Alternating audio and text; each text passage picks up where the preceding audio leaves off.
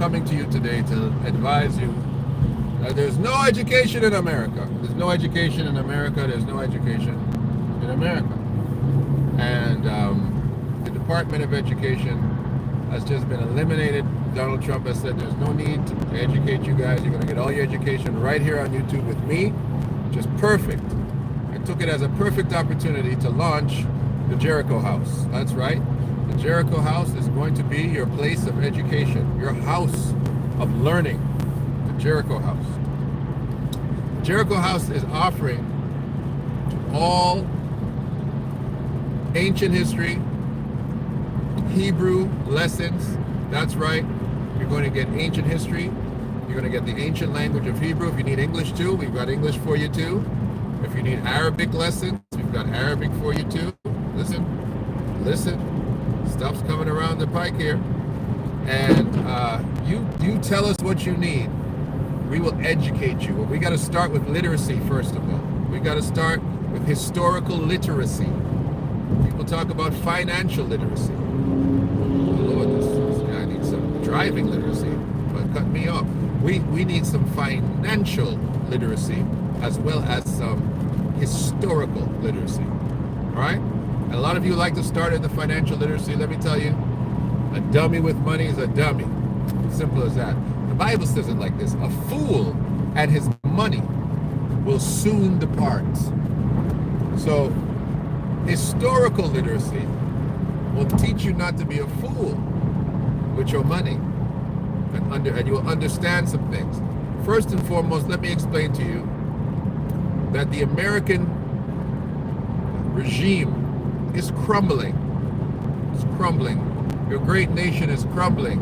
You patriots, your great nation is crumbling from the top, not even from the bottom. Every great nation is destroyed from the top. It is destroyed by the arrogance of its leadership. Marie Antoinette whispered in the ears of these French peasants who were starving, full of scurvy and smallpox, "Let them eat cake." Well, they cut that woman's doggone head off. They're not playing them games, baby. Every despotic leader, he gnarls at his own throne. He snarls, he grinds down his own precipice of power. And America is doing it to itself right now. Right now. It's being destroyed from within. And the first place you go to destroy anything is to the places of wisdom, information, and knowledge. The Bible says this in Hosea 4:6, "My people are silenced." The English version says perish, but silenced for lack of knowledge. So some of y'all got the perish part down, because how do you effectively dismantle your nation's educational system and sit down and eat dinner comfortably? Now again, I mentioned it earlier that he feels that these folks during the in the States are going to cover that, but I talked about that earlier. Go check out that video. It's called The Rise of the Dictator. What I'm talking about now, an institution, I'm really serious. I have some fantastic scholars who I'm going to bring to the forefront, bring to bear. First thing I would like to do is I would like to unleash some historical literacy with a combo pack of Hebrew language level 1, and then I also want to launch an advanced Hebrew language course with my linguistic mentor, Dr. David Israel, and of course you'll be receiving your history from me, yours truly. Can I give you a little taste of what might be coming your way? Let me give you a little taste. There are some comparative things that you must do when you look into history that allow you to see things in a completely different light. And one of the things that I would like to show us, and you might think, oh, I've heard that crap before, but not the way I've been talking about it. You don't hear it like I've been talking about it. I want to talk to you about the Protestant Reformation. The Protestant Reformation is one of the most pivotal times in the world for various reasons, especially especially for African people, especially from people of the African diaspora, who had nothing to do with the Protestant Reformation. We had nothing to do with it. Zero. I always tell people, how the heck are you a Protestant? You were in the belly of a boat. Your ancestors were on a slave ship, tightly packed, loosely packed. They were on a slave ship during the most of the Protestant Reformation. Okay? So this basic slavery started in the 15th century. 15th century slavery got going. 1517, Calvin starts his move towards Geneva and his disenfranchisement with the Roman Catholic Church, as did Martin Luther in the 1500s. Now, interestingly enough, as Europeans got more and more and more, less and less Catholic, they got more prone, watch this, to capitalism. Capitalism for the Protestant was the businessman saying, it is okay for me to be a Christian and to earn money.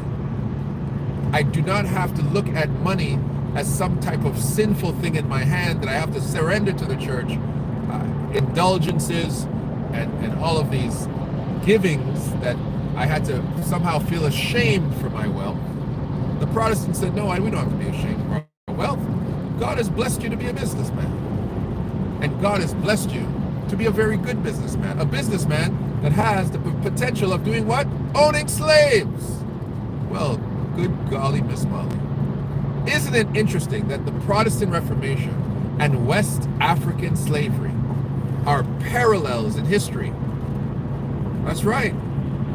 Good old Puritan, Reformers, Protestants were the people that were ushering the slave movement right on down to America, right through Europe, right on down to South America.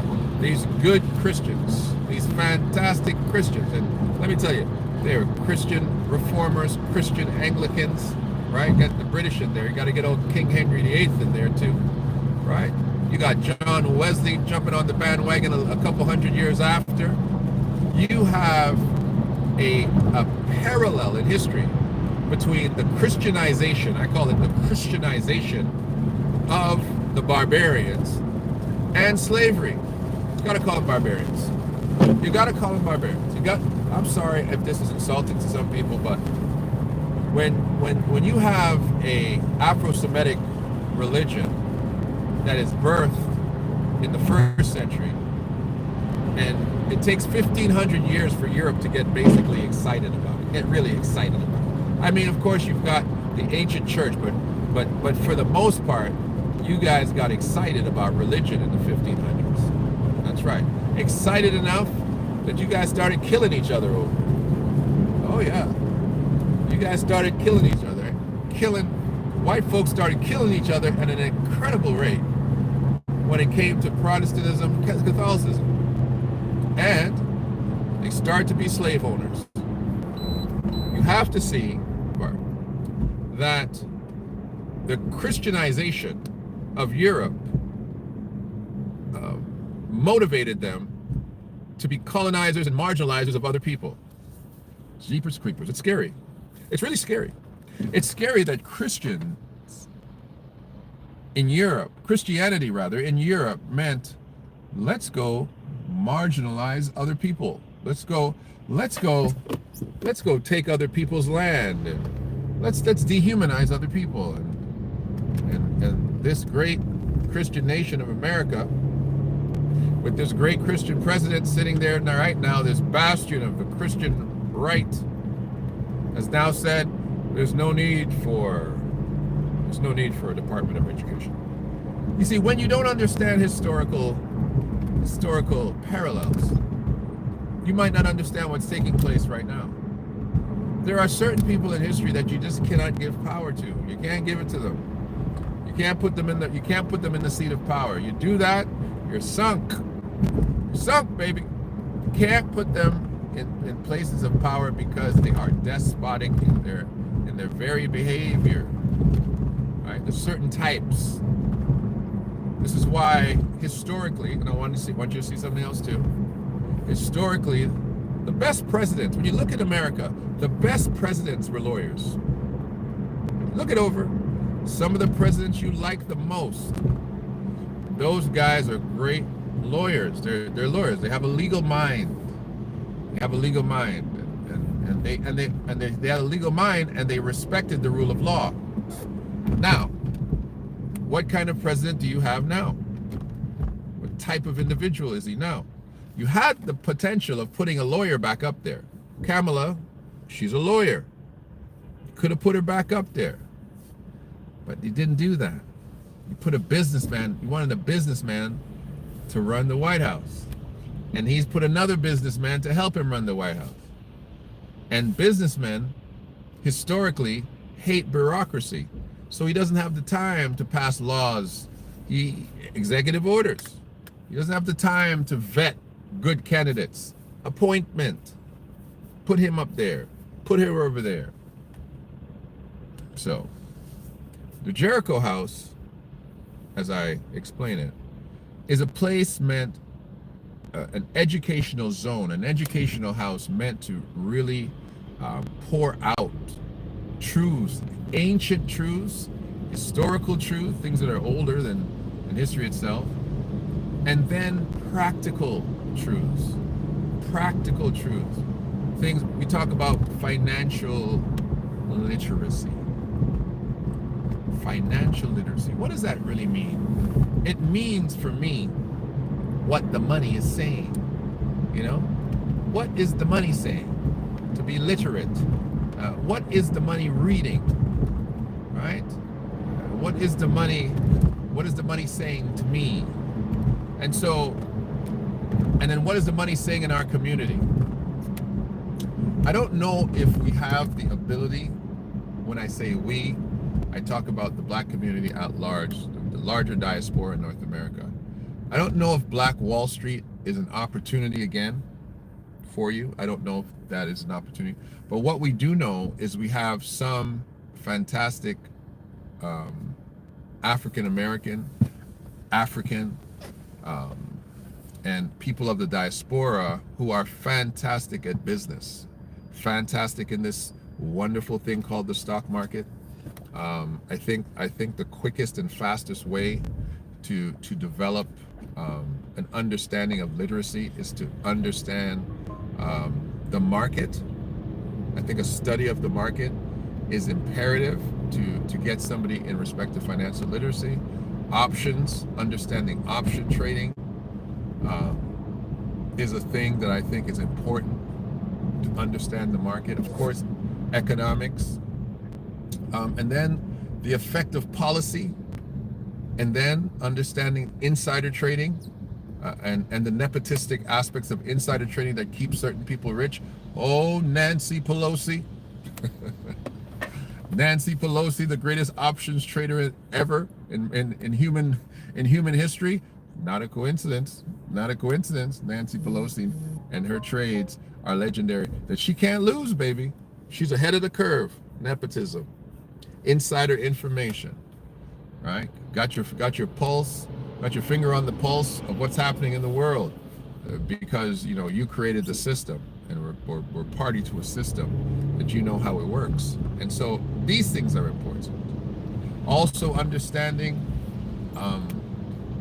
the potential of the entertainment sector and what to do with that. The entertainment sector, for me, prescribes to sports, elite athleticism.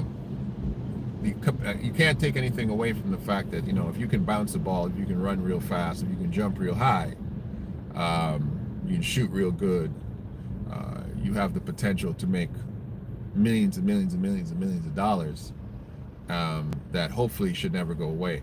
How is it, and this is one of the things that you have to think about, right? We see these contracts. We see the LeBron James contracts, the Steph Curry contracts. Why is it that all of these men, and we can go back, let's go back 50 years of basketball, right? Have these multi-millionaires made a dent on society with all the millions they've owned? And the answer is no.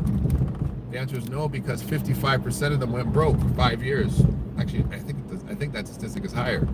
but they basically, the majority of them went broke 5 years after they stopped playing. And, you know, this incredible bastion of talent and financial dexterity has done nothing. A guy like Donald Trump, who's never made, and let's be real, Donald Trump has never made NBA money. Donald Trump's net worth is based on an accumulation of real estate and fictional marketing. Let's be real. He's never made LeBron James money. I don't think he's even made Magic Johnson money. He's definitely never made some Shaq money. Shaq money is some money, boy. These guys, and this is what I'd love to show you. A brother just died the other day, and I don't even know who he was, but a basketball player, well known for his business savvy. They're buying franchises. They own, he owns like 25 Wendy's, and you know, I remember growing up, Dr. J, he owned Pepsi Cola bottling companies, and I was like, okay, great. I understand the investment model, that you're going to invest in things that are, blue chip, and you can't lose, and these kind of things. But what has been the dent they have made in society? Really, what has been, when you got, and I'm sorry that this is really more skewed towards the black athlete, but you got guys like Jesse Ventura, who's a bloody actor, like becoming governor. I know Kevin Johnson was trying to become the mayor of, was it Phoenix? But we should have a lot more of these guys really making. What about the Senator Bill Bradley? Like, Senator Bill Bradley is a fantastic basketball player, and he went on into politics.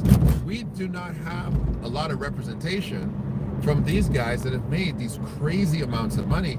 And I get it, like, but they're retired. You're usually retired by the time you're 40 years old. What do you do with your life?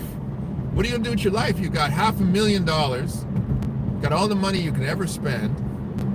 What are you gonna do with the rest of your life? And the height of a lot of these guys go, I'm gonna become a commentator. Like, I'm gonna go get a job. Like crazy. The only job you should be getting is getting a job running the doggone world. I mean, Trump got bored and said, okay, I'll just become the president now. I'm tired of making golf courses. I just want to run the world. Look at that. Patty Smith. What's with the fur? What's that fur? That's fur, baby! It's cold out here. This is Canada. Hey, we don't play around out here. We eat our animals and then we wear them.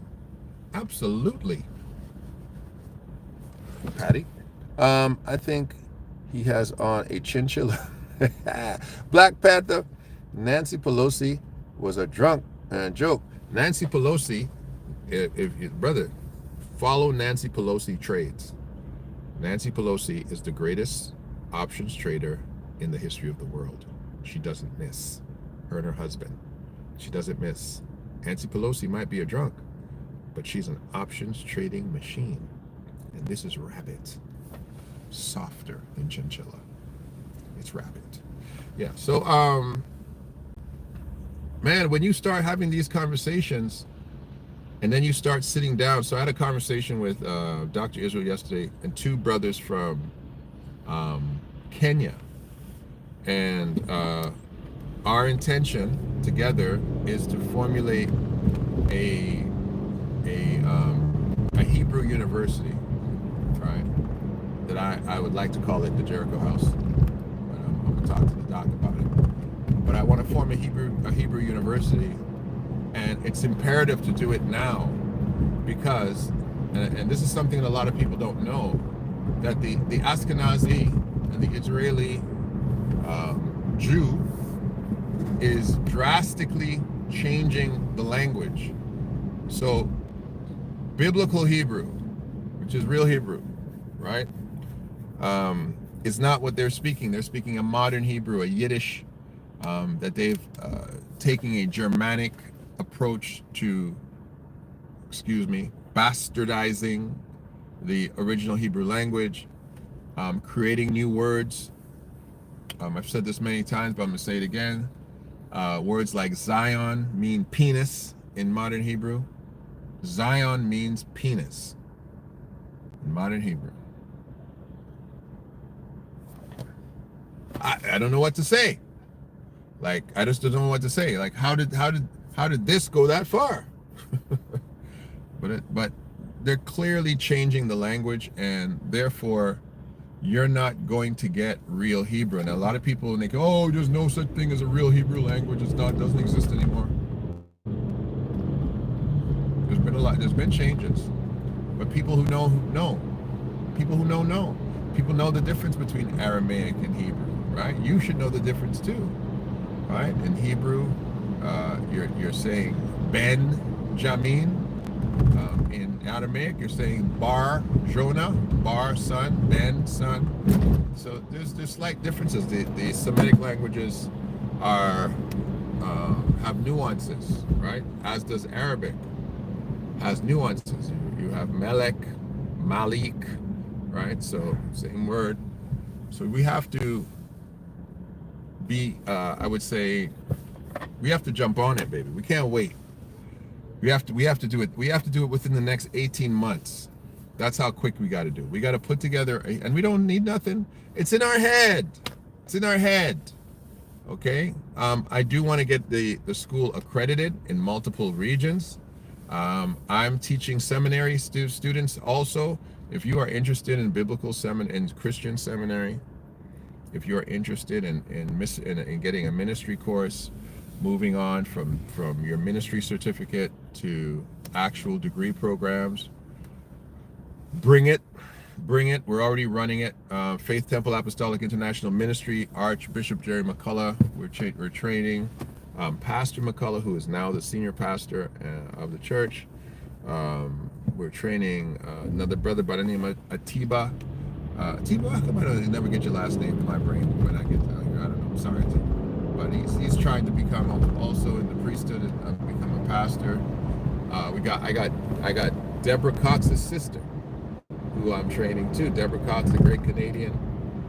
We got Angel Cox, Evangelist Angel Cox, fantastic woman of God, who I'm training also in my seminary class. I have a host of individuals at our church within our homiletics program, and the list continues.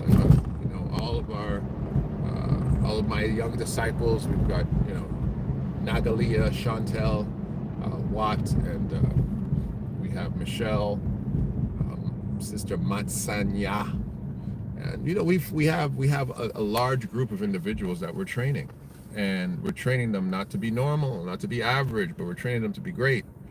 And the Jericho House is it. I just want to let you all know. Thank you, Black Panther X. Listen, bro, I'm telling you, I just took a little additional gig. I like my money to run in different streams, show up at different times. So I took a school contract with a bad little kid. Yeah, I call him bad. I ain't gonna say I'm gonna say his name or anything. I was like, woof, this little mug, cursing and swearing all day long. Kid comes up to my knee. He comes up to my knee, literally. He's looking at my kneecap, right? Opening his mouth, big. But the thing is, when you go to deal with these kids in their school, you guys go out to recess, bro. And this Canadian wind, man, it be kicking, baby. So I don't play around. I'm not playing around. I'm not trying to be cute. This fur was just sending the wind back. It's like, no, you are not freezing this Africa. No.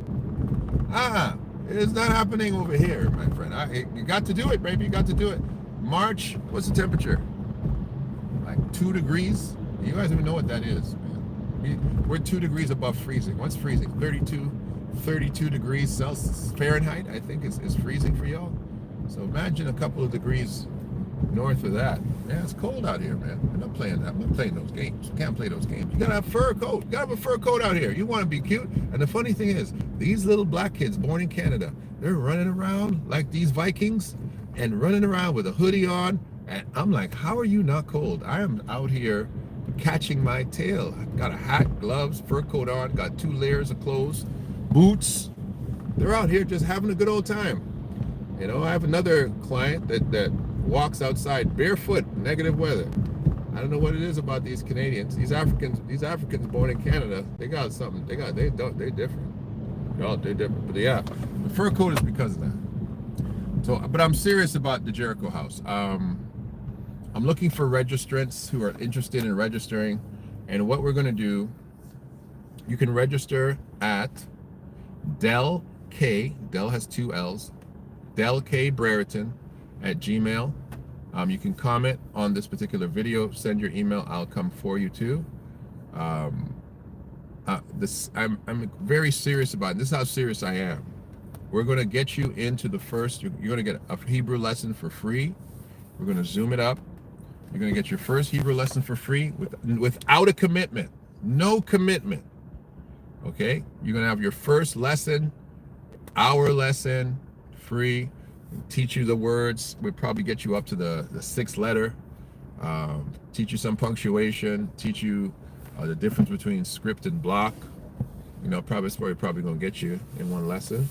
Get you and show you the capacity and the mental wherewithal of Dr. David Israel. Just a hidden talent, man. It's a hidden secret, a crown jewel for our community. So what I would like to do is to get people interested. I will be able to now send you back a curriculum, a welcome package. It's all done out here. We're doing a lot of things. Jericho House is also going to be a nonprofit organization that operates as a group home. We're with multiple branches. Branch number 1, we're going to be highlighting athletic black boys who are in crisis, who are hard to serve, at-risk youth, who are disenfranchised from their homes. They're in the system. So we're going to be putting them into the Jericho House, focusing on basically socialization through athletics. And we're hoping the program gets approved, but that's a big one for us. And so I got that in the pike, and a couple other things too. So Jericho House is going to be a multi-tiered scenario. We're going to be taking trips to various places in the world. One of the first trips I would like to take is I would like to go on an excursion. I know doctors are going to be mad at me, but I want to go to Kenya again. I want to go to Kenya, and yes, we got to come down to Israel as well. But Kenya and Israel, those would be 2 fantastic places to take a group. I went to Kenya, best food in Africa. No disrespect to anybody else, but the best food in Africa. I didn't need to take anything in my stomach. I didn't need to do none of that. It was fantastic. And then let's go take a ride down to Schnitzelville. You know, I ate so much schnitzel in Israel. I didn't know what to do with schnitzel. I was tired. I wanted to leave because of the food myself. I was like, listen, I'm tired of walking, and I'm tired of eating schnitzel. Right? So I'm number one thing when I talk to you, Dr. Israel, this is for you. I want to make sure there's a variety of food, maybe, or I'll cook it myself, because I'm not eating schnitzel for 12 doggone days. I'm just not. I ate a lot of schnitzel, man. I was like, and it was the tour that I was on. I was like, is this all you guys gonna keep feeding people schnitzel? I don't want schnitzel, bro. I don't want schnitzel. Stop this. Find me something to eat. So, you know, and you don't get no meat with your breakfast. You know, can't even get a little bit of a beef. I can't get no beef sausages. Oh, you will not find such a thing in all of Israel. They would not even have it in the same kitchen. I'm like, what? No, I can't get some cheese and some beef, the same plate. You know, you guys got a lot of rules, baby. So I want to eat good. I ate really good in Kenya. I ate some food in Kenya. I think the Kenyans are the ones who taught the Jamaicans that jerk thing. Because I ate some chicken in Kenya. It wasn't jerk and it wasn't stewed. It was something in the middle, and it was, oh my goodness, the food was great, and the artwork in Kenya, and dealing with all of the you know, every African country has their their art, their artisans and their artwork and their fabrics. But I just really like Kenya for that. I mean, I love the flea markets of Ghana. I love going to the market in Ghana, but I definitely loved Kenya. Like Kenya, in my opinion, you go to Kenya with 2 suitcases, one's empty, bring back a whole lot of stuff. Yeah. So, Jericho House, please keep your eyes out for adelkbrereton@gmail.com. If you want to register for the Hebrew lessons, if you want to register for the seminary lessons, the history, we have master's programs, doctorate programs, certificate programs, and our accreditation is in Israel. We are accredited in Israel, and we're looking into accreditation in the United States of America. Bless you. I hope that this is something that you're interested in. Like I said, your president, if you're in America, man, your president said, you don't need no more education. You're smart enough, boy. You're smart enough. Saddle up that horse for me. Let me go. This man said, I've no more education. And this is what I'm watching now. I'm watching. I sat back and watched all the protests that's happening over the weekend, and seeing how many angry white folks are out there protesting Donald. I'm like, listen, this ain't none of my business. I said it earlier. I don't care which despotic leader is ruling a place that is a colonizer. I am not part of the government. I'm not worried about nothing, right? If one despotic leader comes in here and all of a sudden I'm making $20 more an hour, all of a sudden my dollar is actually worth $1. All of a sudden the cars that I wanted to buy for $50,000 are now $10,000, $15,000. I'm okay with it, baby. I'm okay with it. It's not my doggone country. I just live here. All right? But I love y'all. Thank you very much for tolerating. The spiel has been off for a little while simply because I've been wrapping my head around my Hebrew lessons and my seminary classes have been taking up so much of my time. But now with this new gig, I can just drive to work, drive home, and talk to you folks, just like I used to do. The live drive is back. The Shiloh Institute. This is Del K. Brereton, and we will be in touch soon. Bye-bye.